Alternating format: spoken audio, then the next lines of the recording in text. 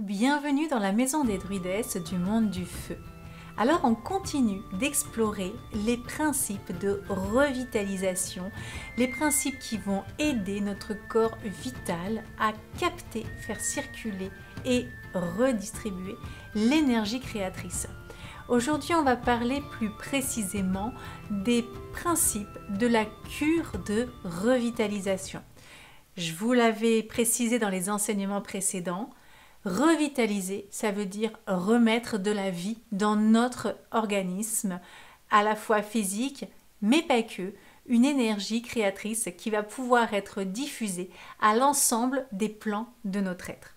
Alors on va voir aujourd'hui comment on va pouvoir utiliser les techniques naturelles à notre disposition pour potentialiser ce corps vital et vraiment lui permettre de jouer son rôle à 100%, d'être à son plein potentiel.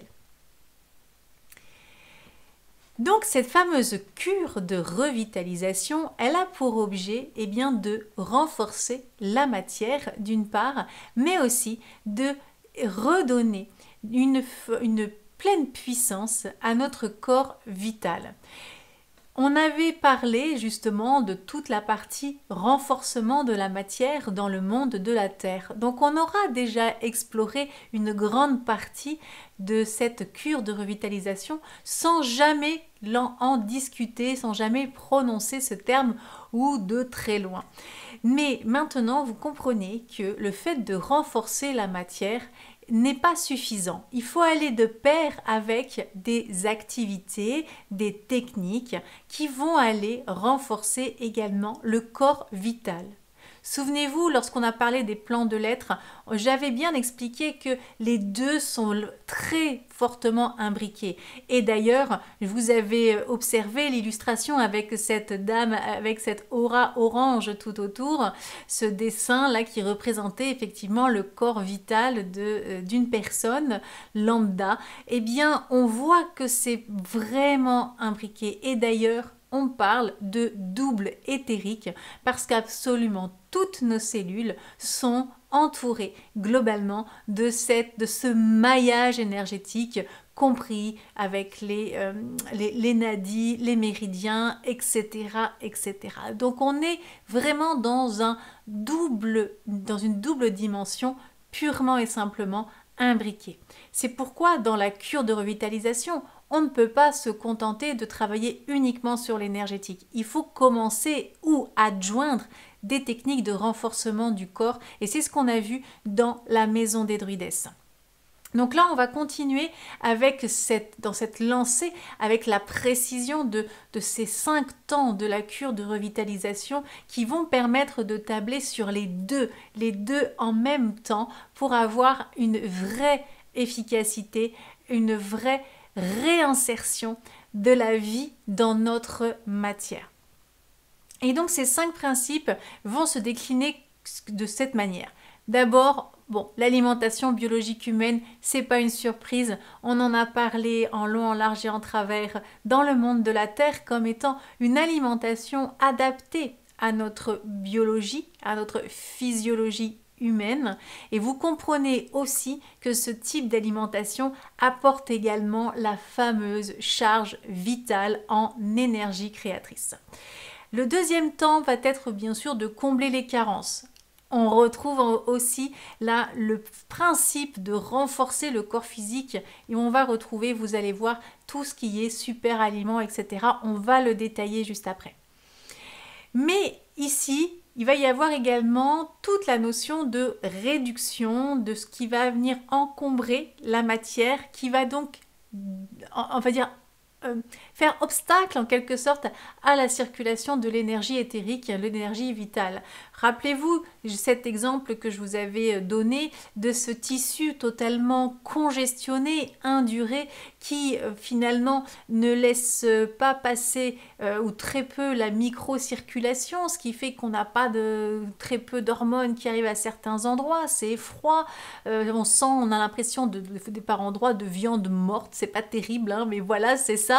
Eh bien, et c'est vrai que lorsqu'on a une alimentation ou un mode de vie qui va encrasser le corps, on va retrouver principalement ce type de phénomène. Et ce qui est pourvoyeur de déchets, qui produit vraiment beaucoup de déchets dans l'alimentation, eh bien ce sont les aliments de tolérance. Ce sont ces aliments dont on a parlé qui encrassent le corps. On reverra cela bien sûr vous allez voir ça dans le monde de la Terre, tout ce qui est élimination des déchets, on va explorer ça plus en avant. Mais déjà, avec la famille des aliments encrassants, avec cette gradation du plus digeste et du plus propre, entre guillemets, vers le plus encrassant, vous avez déjà eu un aperçu de ce qu'étaient ces aliments de tolérance. On va revenir du coup sur cela aussi juste après. Et puis, le quatrième temps, ou plus précisément le quatrième axe que l'on va mettre en œuvre de manière concomitante. Tout ça, ce ne sont pas des étapes à faire l'une après l'autre, c'est vraiment des synergies d'approche que l'on va mettre en place dans une cure. Eh bien, ce sera bien sûr de reprendre une activité physique régulière. On verra ce qu'on entend par activité physique d'une part et par régulière bien sûr d'autre part, puisque tout ça sont des notions à préciser. Et enfin, on verra comment on peut optimiser le capital énergétique. Il y a des gaspilleurs d'énergie, il y a des domaines dans lesquels on ne prête pas suffisamment attention, des choses très simples qu'on peut mettre en place qui nous permettent d'optimiser, de capitaliser, de potentialiser notre énergie vitale, notre capacité à thésauriser ce que l'on a absorbé, à faire circuler et en même temps, eh bien, encore une fois, à rediffuser lorsqu'on en a de trop. Mais là, dans ce cas, dans la cure de revitalisation, eh bien, il est peu probable qu'on en ait de trop puisque naturellement, on a besoin d'en récupérer. Et ce sont des temps forts dans la vie d'une naturo-créatrice, ces phases de récupération de cette énergie, pour vraiment potentialiser son temple d'incarnation et lui permettre d'être dans cet alignement et d'avoir suffisamment de ressources énergétiques à la fois sur le plan physique,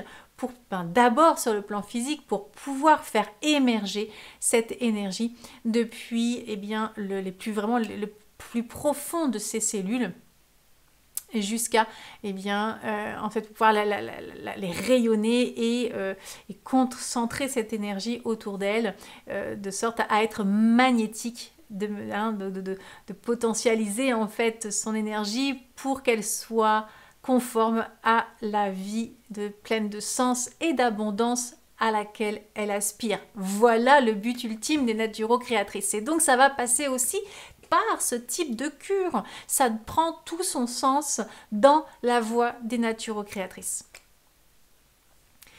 Donc, allons détailler maintenant les temps, sachant que, bien sûr, à la fois dans la maison des sorcières et dans la maison des enchantresses, eh bien, on va apprendre à confectionner une alimentation biologique humaine, chacune des techniques, des éléments clés bien sûr, puisque vous comprenez que ce sont des techniques très vastes, des thèmes qui engloberaient des dizaines d'encyclopédies pour chacun. Donc l'idée n'est pas de vous noyer avec toutes ces techniques et toutes ces informations, mais de vous donner des points clés, des éléments pratico-pratiques. Et c'est ce qu'on verra dans la maison des sorcières. Des techniques que vous allez pouvoir mettre en œuvre facilement dans votre quotidien et les stratégies qui sont notamment les coachings transformationnels dans la maison des enchantresses qui vont être simples, qui sont simples mais particulièrement puissant et efficace, bien sûr. Alors l'alimentation biologique humaine, on en a déjà parlé, bien sûr, c'est cette alimentation qui semblerait est la plus adaptée à notre tube digestif, de par sa longueur, de par la physiologie de ses enzymes, de par le peu d'acide urique, notamment que nous sommes capables de comburés, qui sont notamment des acides issus de la digestion des viandes, hein, donc ce qui nous fait dire que nous ne sommes pas des carnivores comparativement à des carnivores qui ont un intestin très court et qui ont des reins ultra solides et qui éliminent une quantité faramineuse d'acide urique. Nous n'avons pas ces éléments-là, on n'a pas cette physiologie et donc on s'aperçoit qu'on a une physiologie qui est beaucoup plus adaptée au règne végétal. Alors, certains disent que du monde végétal, d'autres disent principalement du monde végétal. Ensuite, ça va être à chacun et à chacune d'adapter en fonction de son milieu aussi. Hein, je vous rappelle que là, nous allons voir que tout ce qui est viande et amidon sont des aliments de tolérance qui permettent justement de tolérer un climat qui est un petit peu plus challengeant par rapport à notre climat d'origine, je veux dire par là de l'espèce humaine, hein, qui est plutôt de manière équatoriale, enfin localisée vraiment au niveau de l'équateur, et qui n'a pas grande variation au niveau de la saison, avec une profusion alimentaire quasi toute l'année et quand même des températures clémentes. Je dis pas que la vie elle est superbe parce que évidemment il y a tout de même dans chaque milieu des enjeux, mais voilà, on était conçu pour, l'être humain, le temple matériel de l'humain en tous les cas, a été conçu dans ces zones-là, enfin a émergé dans ces zones-là, et ensuite, eh bien voilà, hein, l'âme s'étant intégrée dans ce temple matériel, va pouvoir développer la conscience de soi, la conscience de la vie terrestre, et ensuite, eh bien, a décidé d'aller explorer les autres dimensions, les autres territoires plus précisément, avant les dimensions, les autres territoires, et c'est là qu'on est arrivé dans des zones beaucoup moins accueillantes, hein, ou au moins assez froides, avec moins d'alimentation, avec des saisons, voilà, des choses qui n'existaient pas forcément de manière aussi marquée dans la zone d'origine. Et donc, ça a demandé à notre corps des adaptations. Donc, du coup, on a parlé notamment dans les tempéraments naturopathiques, ce corps qui s'est adapté, hein, qui est devenu plus costaud, qui s'est rapproché, qui a raccourci ses membres et qui a élargi son tronc pour pouvoir garder en vie ses organes vitaux, hein, pour protéger la vie, justement. Et voilà. Donc, je ne reviens pas sur l'explication, mais si vous voulez voir cette explication, je vous renvoie bien sûr dans les coachings et dans les enseignements sur le tempérament naturopathique, et notamment cette partie où je parle de l'adaptation du genre humain. Et on s'aperçoit bien sûr que, eh bien, comme nous avions évidemment principalement de l'aliment végétal, issu du règne végétal pendant très longtemps, hein. Même après, au moment, tout ce qui est la période moyenâgeuse, et même ensuite à la Renaissance, etc., jusqu'à il n'y a pas si longtemps que ça, tout ce qui était issu du règne animal, et notamment les viandes et encore plus tout ce qui était gibier, c'était réservé à un certain groupe de population, principalement, donc avec une alimentation riche en viande notamment, eh bien voilà, tous les seigneurs, tous les nobles, etc., eux avaient à profusion ces viandes, et il y avait beaucoup de prélèvements au niveau du bétail, etc. Bref, les paysans, qui étaient quand même en nombre bien plus important dans l'évolution humaine, hein, la proportion par rapport aux seigneurs, on avait quand même beaucoup plus de personnes du petit peuple, hein. C'est pas péjoratif, hein, mais c'est, voilà, on va dire du peuple. Et principalement leur alimentation tournait autour du céréal et du légume, avec de temps en temps, une fois par semaine peut-être, de la viande, et encore, voilà, et c'est pas toutes les familles, mais voilà. Donc ça, il faut vraiment en avoir conscience, c'est que finalement, le fait de manger de la viande tous les jours, 7 jours par semaine, 2 fois par jour pour certains, eh bien, c'est assez récent à l'échelle de l'évolution humaine tout de même. Alors, on a vu que le corps s'adaptait à son milieu.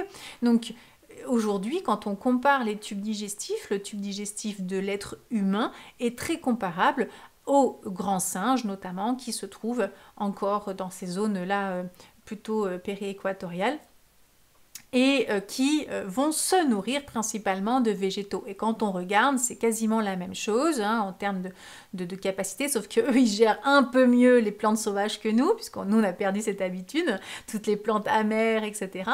Et voilà, à tel point, la ressemblance va même jusqu'à le fait d'avoir, au niveau de la reproduction, eh bien, une grossesse qui est aussi de 9 mois, de 9 lunes notamment, comme on dit. Et voilà, donc on compare, bien sûr, on ne va pas, ce n'est pas forcément des singes. Après, voilà, moi j'ai d'autres avis sur l'évolution humaine, donc voilà. Mais pour moi, on est, voilà, ce corps a évolué et on a intégré un corps en tant que conscience. Et voilà. On ne va pas parler sur ce sujet, on reste sur l'alimentation biologique humaine. Donc pour ça, pour vous dire que effectivement, cette alimentation-là, qui est à dominante végétale, eh bien elle est plus adaptée au tube digestif comparativement à de la viande notamment ou à de la graine crue. Hein, on n'a pas de jabot pour faire germer les graines et pouvoir les digérer. Voilà, il y a tout un tas d'organes qu'on n'a pas. On n'a pas uniquement des dents de ruminants. On en a un petit peu, mais on n'a pas les molaires notamment, mais on n'est pas comme des vaches ou les chevaux, tous les ruminants. On n'est pas doté des mêmes appareils. On n'a pas 3 estomacs comme la vache, enfin 3 je crois, ou 2, bref, plusieurs estomacs. Où il y a des fermentations qui s'opèrent, qui vont produire certains éléments nutritifs pour l'animal que nous n'avons pas. Donc on n'est pas 100% végétal, mais on n'est pas non plus des carnivores absolument.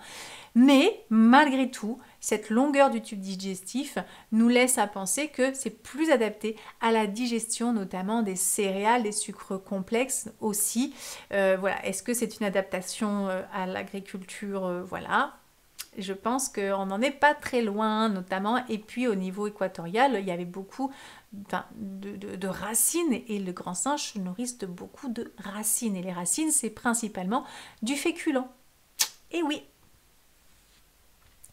Alors, l'idée, bien sûr, dans cette alimentation, on l'a vu, c'est de choisir les aliments les plus naturels, les moins transformés, les moins pollués. C'est voilà, l'évidence même.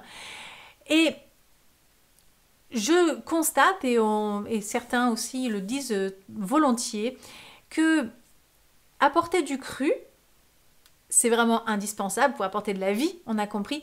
Maintenant, que du cru, je ne suis pas certaine que nous soyons adaptés à cela, notamment dans nos climats, sous nos climats. Si vous êtes dans une zone où il fait particulièrement chaud, c'est tempéré, etc., bon, c'est ok.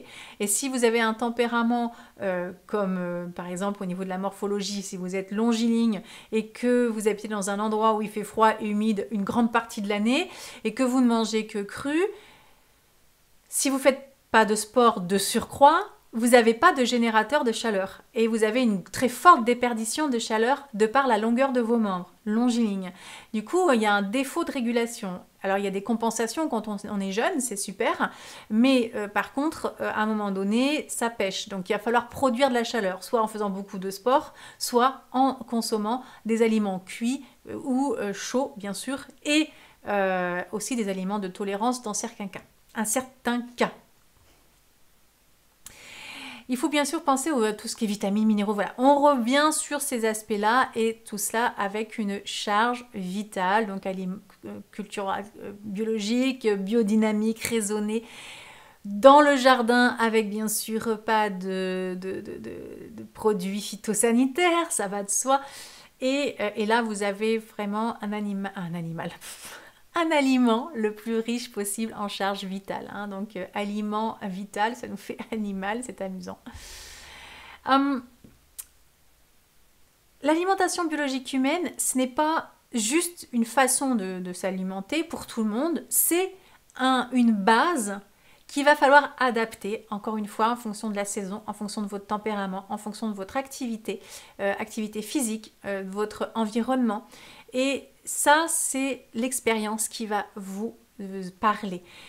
Vous allez voir, c'est en fonction de ce que vous allez expérimenter.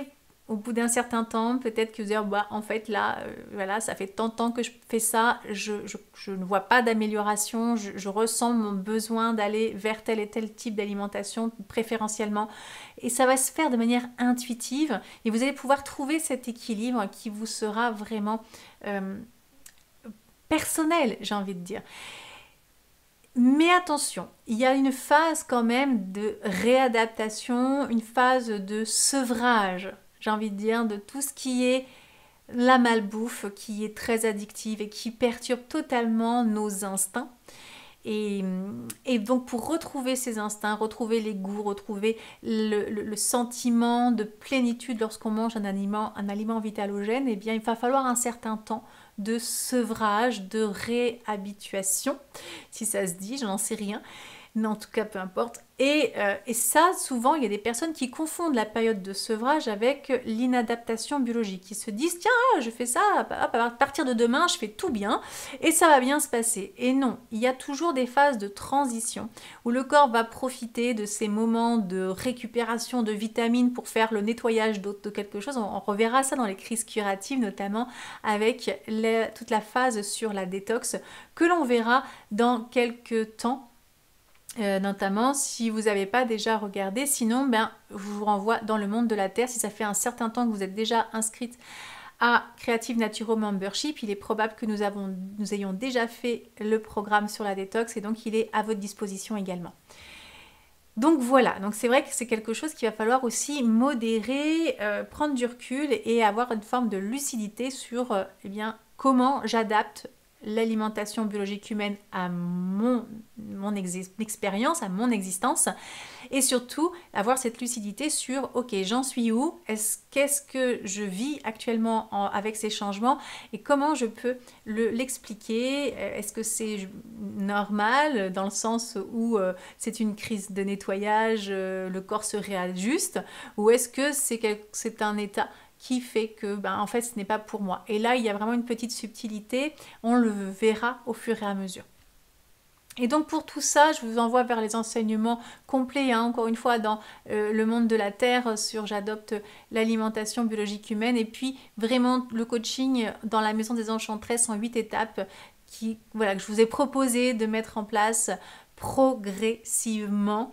Même si c'est sur un an, c'est ok, vous pouvez faire maintenant plusieurs coachings en même temps. Vous avez vu que c'était pas forcément à faire de manière linéaire, simplement à un peu faire du à la carte en fonction de là où vous en êtes dans votre cheminement.